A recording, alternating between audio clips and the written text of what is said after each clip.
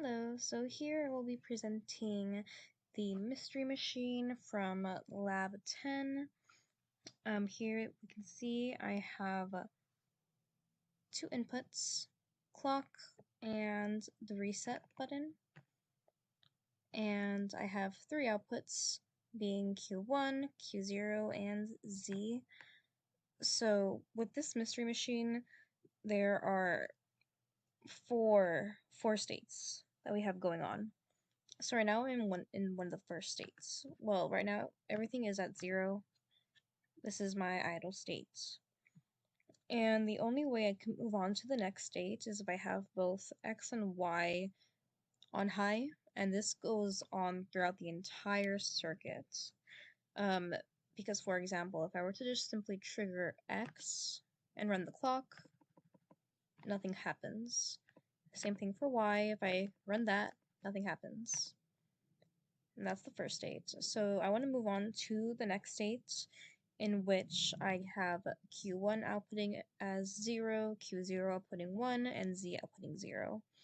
To do that, I'm going to set both X and Y equal to 1, or set them on high, and run the clock. And there is my output of 1 in Q0. And from here, it kind of goes back to where we were when we were in the idle state. If I were to keep X on high but Y on low, run the clock, nothing happens with any of my outputs. Same thing if I were to trigger Y and run the clock, nothing happens. Let's move on to the next state. I need to trigger both X and Y.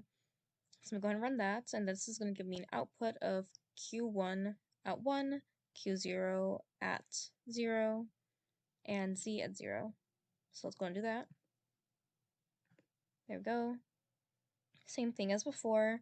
If in this current state I set X on high and Y equal to 0, run the clock, nothing happens.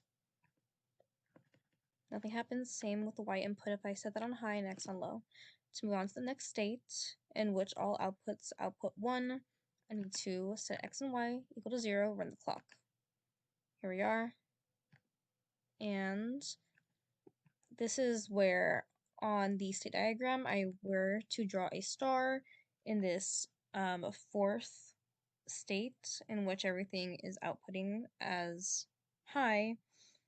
So from here, if I were to set X to 1 and run the clock, leaving Y at 0, everything sets to 0. If Y is triggered, everything gets set to 0 in its idle state. Even if I were to run the clock with both inputs on high, it's going to set to 0. So no matter what inputs I have going on in this in this state here, where everything is outputting 1, everything will go back to 0. So I'm just going to trigger Y, run the clock, back at 0. If I go back to that state, I run X, 0.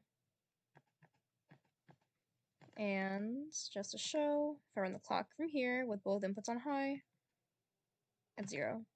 And just demonstrates my clear pin, just to show that it works fine. Here we are.